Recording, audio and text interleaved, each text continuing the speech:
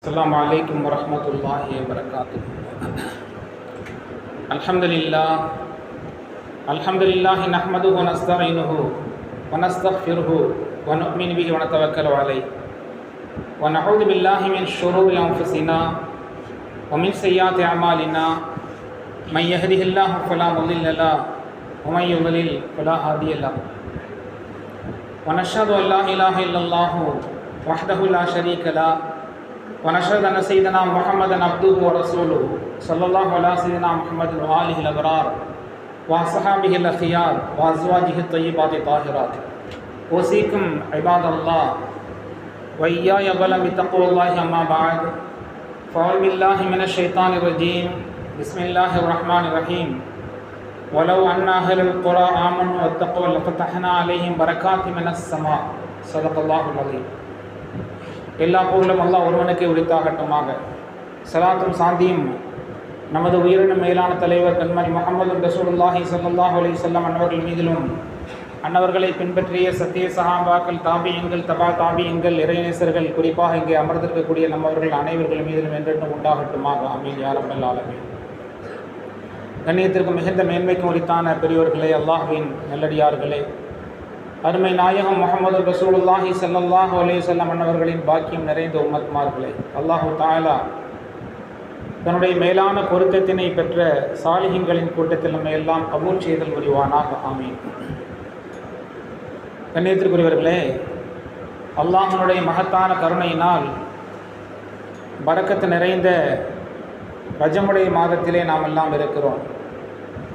இந்த மாதத்தில் பெருமானார் ஸல்லல்லாஹு அலைஹி வஸல்லம் அவர்கள் அல்லாஹும்ம பாரிக் லனா ஃபி ரஜப வ ஷஅபான் பல்லிக்னா ரமலான், ரஜபுடைய மாதத்திலேயும் ஷஅபானுடைய மாதத்திலேயும் யா அல்லாஹ் எங்களுக்கு பரக்கத் செய்வாயாக, ரமலானை அடைகின்ற நசீபை எங்களுக்கு தருவாயாக என்று துஆ செய்து நமக்கெல்லாம் வழிகாட்டி தந்திருக்கிறார்கள். அல்லாஹு தஆலா இந்த மாதத்திலே ஷஅபான் மாதத்திலே பரக்கத்துகளை பெற்று ரமலானை அடைகிற நசீபை நமக்கு தந்தல் புரிவானாக. ஆமீன். கண்ணியத்திற்குரியவர்களே, ஒரு மனித வாழ்க்கையில் மன நிம்மதி, மகிழ்ச்சி, மன நிறைவு இதுவெல்லாம் எப்பொழுது வரும் என்று சொன்னால் அவனுடைய வாழ்க்கையிலே பரக்கத் அருள் வளம் இருக்கின்ற போதுதான். ஆனால் நிகழ்காலத்தில் நாம் எல்லோரும் பார்ப்பது தான், எவ்வளவு நாம் பொருளாதாரத்தை சம்பாதித்தாலும் பொருள் ஈட்டினாலும் அது வாழ்க்கை தேவையை பூர்த்தி செய்வதற்கு போதுமானதாக இருப்பதில்லை. நம்முடைய உடல் ஆரோக்கியத்தை எவ்வளவு நாம் பேணினாலும் சரி, எவ்வளவு கண்ணும் கருத்துமாக இருந்தாலும் சரிதான், அப்பொழுதும் ஆரோக்கியம் ஒரு விதமான கேள்விக்குறியாகத்தான் இருக்கிறது. அதே போல நாம் பார்த்து பார்த்து கவனமாக திருமணம் செய்து வைத்தாலும் கூட அந்த திருமணத்திலே நிகழ்காலத்திலே விரிசல்கள், ஹுலா, தலாக், ஃபசக் போன்ற மனவிலக்குகள் நடப்பதை நாம் பார்க்கிறோம். அல்லாஹ் அதிலிருந்து நம்மை பாதுகாப்பானாக. கண்ணியத்துக்குரியவர்களே, இதுவெல்லாம் நாம் குர்ஆன் ஹதீஸனுடைய மார்க்கத்தினுடைய பார்வையிலே பார்த்தோம் என்று சொன்னால் பரக்கத் இல்லாமை தான் காரணம். பொருளாதாரத்திலே பரக்கத் இல்லாத போது அது எவ்வளவு சம்பாதித்தாலும் அதிலே நாம் நிறைவு காண முடிவதில்லை. ஆனால் நபி ஸல்லல்லாஹு அலைஹி வஸல்லம் அவர்கள் இந்த உலகத்தில் 40 வயதில் நபியாக ஏற்றம் பெற்றார்கள். 63 வயதில் இந்த உலகத்தை விற்றும் விடை பெற்றார்கள். எத்தனையோ போர்க்களங்கள், எத்தனையோ சவால்கள், எத்தனையோ பிரச்சனைகளை தீர்த்து வைத்தார்கள். எவ்வளோ விஷயங்களை அவர்கள் தொட்டு பேசாத துறை இல்லை, எடுத்துரைக்காத அறிவுரை இல்லை. இன்னும் சொன்னால் உலகத்தில் எந்த தலைவரும் நான் வந்த காரியம் நிறைவாகிவிட்டது என்று நபி ஸல்லல்லாஹு அலைஹி வஸல்லம் அவர்களை தவிர யாரும் சொன்னதில்லை, சொல்ல முடியாது. ஒருவர் மறைந்து விட்டார் என்று சொன்னால் அவருடைய இடத்தை நிரப்புவதற்கு வேறு யாராலும் இயலாது, அவ்வளோ வேலை அவருக்கு இருக்கிறது என்பதை போன்ற வாக்கியங்கள் சொல்லப்படுவதை நாம் பார்க்கிறோம். ஆனால் நபி ஸல்லல்லாஹு அலைஹி வஸல்லம் அவர்கள் மாத்திரம்தான் நான் வந்த வேலை நிறைவாகிவிட்டது என்று சொன்னார். ஒரு 23 ஆண்டு காலத்தில் எல்லா விஷயங்களையும், உலகத்தில் என்னென்ன கியாமத் வரை தோன்றுமோ அத்தனை விஷயங்களுக்கும் தீர்வு கூறினார்கள். 23 ஆண்டு காலத்தில் அதை எப்படி செய்ய முடிந்தது என்று சொன்னால் அல்லாஹு தஆலா அவருடைய வாழ்க்கையிலே பரக்கத் செய்திருந்தார். அதே போல் அபூ ஹுரைரா ரலியல்லாஹு தஆலா அன்ஹு அவர்களுடைய வாழ்க்கை வரலாறு சின்ன பிள்ளைக்கு கூட அபூ ஹுரைரா ரலியல்லாஹு அன்ஹு அவர்கள் என்று சொன்னால் தெரியும், பெயரை கேள்விப்படாமல் இருக்க முடியாது. ஸல்லல்லாஹு அலைஹி வஸல்லம் அவர்களோடு அவர்கள் இருந்த காலம் 4 ஆண்டுகள் தான் சகவாசத்தை அவர்கள் பெற்றிருந்தார்கள். ஆனால் கியாமத்து வரை அவர்களுடைய பெயர் சிறுபிள்ளைகளுக்கும் கூட அது தெரிந்திருக்கிறது என்று சொன்னால் அல்லாஹ் தஆலா அவருடைய வாழ்க்கையிலே பரக்கத் செய்திருந்தான். இதுதான் அல்லாஹ்வுடைய பரக்கத். ஸல்லல்லாஹு அலைஹி வஸல்லம் அவருடைய ஹதீஸை அதிகமாக இந்த உலகத்திலே சொன்னவர்கள். அதே போல் சஅத் இப்னு முஆத் ரலியல்லாஹு அன்ஹு என்கின்ற ஒரு சஹாபி ஏறத்தாழ 30-31 வயதிலே இஸ்லாத்தை தழுவுகிறார்கள். 36 ஏறத்தாழ 36 வயதிலே அவர்கள் இந்த உலகத்தை விட்டும் மறைகிறார்கள். சஅத் இப்னு முஆத் ரலியல்லாஹு அன்ஹு அவர்களுடைய சிறப்பை பற்றி பெருமானார் ஸல்லல்லாஹு அலைஹி வஸல்லம் சொல்கின்ற போது இஹ்தஸ்ஸ அர்ஷுர் ரஹ்மான், ரஹ்மானுடைய அர்ஷ் நடுங்கியது அவர்களுடைய மரணத்திற்காக. அவர்களை வரவேற்கும் முகமாக அல்லாஹு தஆலா மறுமைக்கு அவர்களை வரவேற்கும் முகமாக இஹ்தஸ்ஸ அர்ஷுர் ரஹ்மான், ரஹ்மானுடைய அர்ஷ், அல்லாஹ்வுடைய அர்ஷ் நடுங்கியது என்றார்கள் ஸல்லல்லாஹு அலைஹி வஸல்லம். ஏறத்தாழ ஒரு 6 ஆண்டுகள் தான். அப்படியானால் அவருடைய ஈமானிய வாழ்க்கை எந்த அளவுக்கு பரக்கத்து நிறைந்ததாக இருந்தது என்பதை நம்மால் விளங்க முடிகிறது. இதுதான் வாழ்க்கையிலே அல்லாஹ் செய்த பரக்கத். அதே போல கண்ணியத்துக்குரியவர்களை இமாம் அஹ்மது பின் ஹம்பல் ரஹ்மத்துல்லாஹி அலைஹி அவருடைய வாழ்க்கை வரலாறை பார்க்கிறோம். ஏறத்தாழ ஒரு நாள் ஒன்றுக்கு ஃபர்லான தொழுகையை தவிர 300 ரக்காத்துகள் நஃபில் தொழுவார்கள் என்பதை பார்க்கிறோம். அதை எழுதிவிட்டு எழுதுகிறார்கள் பெருமக்கள், அவர்கள் தொழுகையிலே மாத்திரம் ஈடுபடவில்லை, ஹதீஸ்களை மனனம் செய்து வந்தார்கள், தங்களுடைய குடும்பத்தார்களுக்கு பொருளாதாரத்தை ஈட்டினார்கள். அதே ஒரே நாளையில் ஒரு நாளைக்கு 300 ரக்காத்துகள் தொழுவார்கள். உபரியாக பரதான தொழுகை போக தன்னுடைய குடும்பத்தார்களுக்கு பொருள் ஈட்டுவார்கள், ஹதீஸ்களை மனனம் செய்வார்கள், கற்பித்தல்கள் தம் மாணவர்களுக்கு கற்பிப்பார்கள்.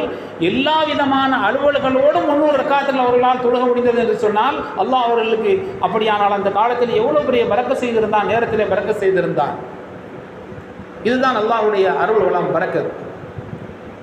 இப்படி நம்முடைய முன்னோர்கள் சஹாபாக்களுடைய காலம், சஹாபாக்களை அடுத்த 2ஆம் தலைமுறை தாபியீன்கள் என்று சொல்லப்படக்கூடிய 2ஆம் தலைமுறை காலம், உமர் இப்னு அப்துல் அசீஸ் ரஹ்மத்துல்லாஹி அவர்களை பற்றி நாமெல்லாம் கேள்விப்பட்டிருப்போம். 2ஆம் உமர் என்று சொல்வார்கள். இந்த உலகத்தில் நீதத்திற்கு பெயர் போனவர்கள் உமர் இப்னு ஹத்தாப் ரலியல்லாஹு அன்ஹு அவர்கள் என்று பேசப்படக்கூடியவர்கள். 2ஆம் உமர் இப்னு அப்துல் அசீஸ் ரஹ்மத்துல்லாஹி என்று சொல்வார்கள். அவருடைய காலத்தில் ஏறத்தாழ 2.5 ஆண்டு காலம்தான் அவர்கள் ஆட்சி செய்தார்கள். அந்த 2.5 ஆண்டு காலத்தில் எவ்வளவு பெரிய சாதனையை சாதித்தார்கள் என்று சொன்னால், திருமணம் செய்வதற்கு வழி இல்லாமல் சிரமப்படக்கூடிய வாலிபர்கள் எங்கெல்லாம் இருக்கிறார்கள் என்று ஒருவர் அறிவிப்பார். பைத்துல் மாலிலிருந்து அவருக்கு உதவி செய்யப்படும். எத்தீம்கள் யார் இருக்கிறார்கள், அவர்களுக்கு நாங்கள் உதவுகிறோம், பைத்துல் மாலிலிருந்து நாங்கள் உதவுகிறோம் என்று அழைக்கக்கூடிய அழைப்பாளர் அழைப்பார். யாருக்கு தேவையோ அவர்கள் அதை பலன் பெற்றுக் கொள்வார்கள். கஷ்டப்பட்டவர்கள் யார் இருக்கிறார்கள், ஹஜ்ஜுக்கு செல்வதற்கு ஆர்வம் இருக்கிறது, ஆனால் பொருளாதார வசதி இல்லை, அப்படி இருக்கக்கூடியவர்கள் யாராவது இருக்கிறீர்களா, உங்களுக்கு நாங்கள் உதவுகிறோம், பைத்துல் மாலிலிருந்து உதவுகிறோம் என்று சொல்கின்ற அளவுக்கு அத்தனை பெரிய பொருளாதாரத்தை அவர்கள் ஆட்சி காலத்தில் ஈட்டினார்கள். 2.5 ஆண்டு காலம்தான். அவர்களுடைய 40 வயதில் இதை சாதிக்கிறார்கள். எப்படி சாத்தியமாயிற்று என்று சொன்னால் அல்லாஹ் தஆலா பரக்கத் செய்திருந்தான். அபூதாவுத் சிஜிஸ்தானி ரஹ்மத்துல்லாஹி என்கின்ற ஒரு மேதை அவர்கள் சொல்கிறார்கள், மிஸ்ர் தேசத்திலே அல்லாஹ் தஆலா அத்தனை பெரிய எவ்வளவு பெரிய பரக்கத்தை பொருள்களிலே வைத்திருந்தான், கனிகளிலே வைத்திருந்தான். காலத்திலே பரக்கத் இருந்தது, பொருளிலே பரக்கத் இருந்தது, கனி வகைகளிலே பரக்கத் இருந்தது, காய்கறிகளிலே பரக்கத் இருந்தது. சிஜிஸ்தானி அவர்கள் சொல்கிறார்கள், மிஸ்ர் தேசத்திலே 13 ஜான் அளவுக்கு நீளமான வெள்ளரிக்காயை நான் பார்த்திருக்கிறேன். வெள்ளரிக்காயினுடைய அளவு, ஒரே வெள்ளரிக்காய் 13 அளந்தால் 13 ஜான், 13 அடி அளவிற்கு நீளம் உள்ள வெள்ளரிக்காயை நான் கண்டிருக்கிறேன் என்கிறார்கள். அதே போல சிட்ரான் பழம் என்கின்ற ஒரு ஆரஞ்சு பழத்தினுடைய அமைப்பில் இருக்குது. அது 2ஆக பிளந்தால் ஒரு ஒட்டகத்திலே ஒரு பகுதியில் ஒரு பக்கத்தில் ஒரு பகுதியையும் இன்னொரு பக்கத்தில் இன்னொரு பகுதியையும் போட்டு விடலாம் என்கின்ற அளவுக்கு அத்தனை பிரம்மாண்டமான பழத்தை நான் பார்த்திருக்கிறேன் என்கிறார். இதெல்லாம் அல்லாஹ் தஆலா செய்திருந்த பரக்கத்து. இதே போல் ஒரு காலம் வரும், நுசூல் ஈசா அலைஹிஸ்ஸலாம் ஹதீஸிலே வருகிறது. ஈசா அலைஹிஸ்ஸலாம் அவர்கள் இந்த உலகத்திலே இறுதி காலத்தில் இறங்குவார்கள் இல்லையா? இறங்குகின்ற போது அல்லாஹ் தஆலா பூமியில் எவ்வளோ பெரிய பரக்கத்தை வைத்திருப்பான். ஹதீஸிலே வருகிறது. சஹீஹ் முஸ்லிமிலே இமாம் முஸ்லிம் ரஹ்மத்துல்லாஹி அவர்கள் தங்களுடைய கிதாபிலே பதிவு செய்கிறார்கள், ஒரு மாதுளம் பழம் இருக்கிறது.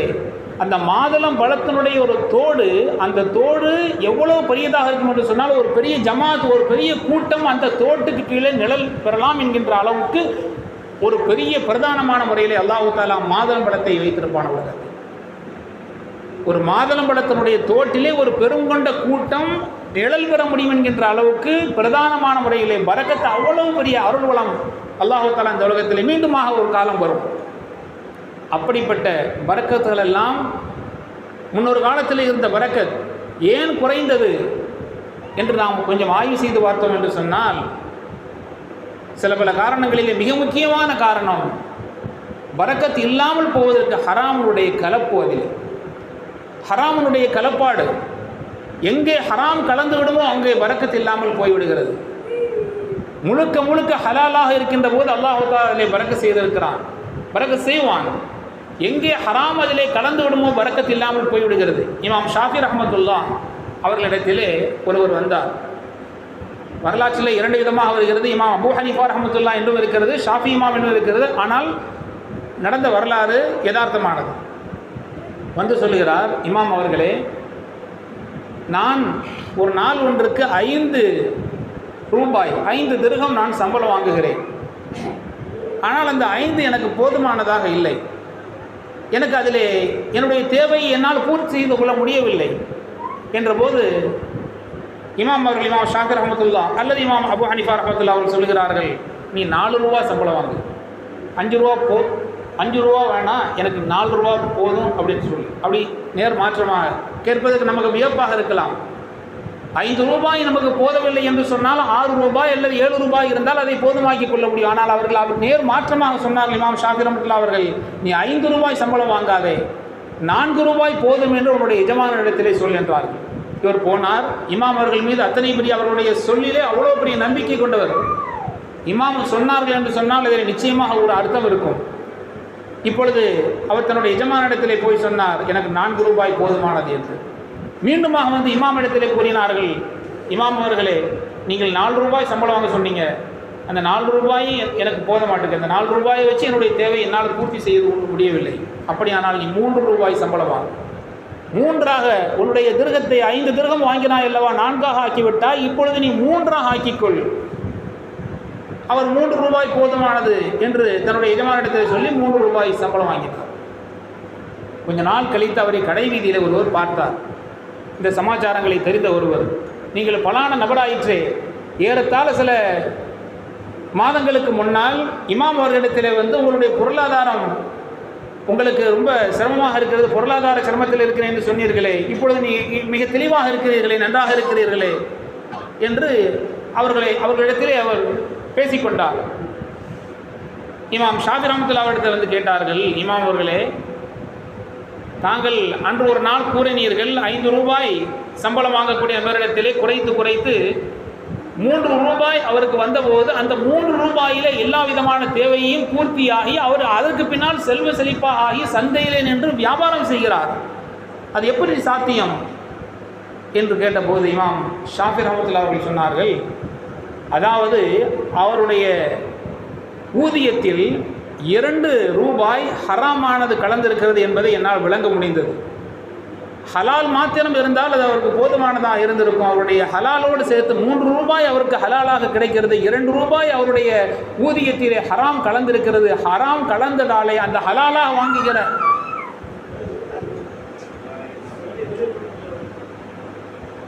ஹலாலாக சம்பாதிக்கின்ற அந்த 3 ரூபாயினுடைய தன்மையும் கூட இந்த ஹராம் போய் அதை அடித்து விடுகிறது.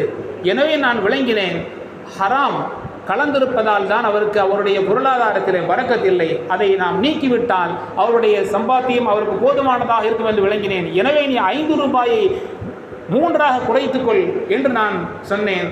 அல்லாஹு தஆலா அதுபோல அவருக்கு பரக்கத் செய்து விட்டான் என்று இமாம் ஷாஃபி ரஹ்மத்துல்லாஹ் அவர்கள் இந்த செய்தியை வியப்போடு கேட்டு வந்த மாணவர்களுக்கு பதில் கூறினார்கள் என்பதை காண முடிகிறது. கண்ணியத்துக்குரியவர்களே, எங்கே ஹராம் கலந்து விடுமோ அங்கே நாம் பரக்கத்தை காண முடியாது. அப்துல்லாஹ் இப்னு முபாரக் ரஹ்மத்துல்லாஹ் என்கின்ற ஹதீஸ் கலையினுடைய வல்லுநர் அவர்கள் இருக்கிறார்கள்.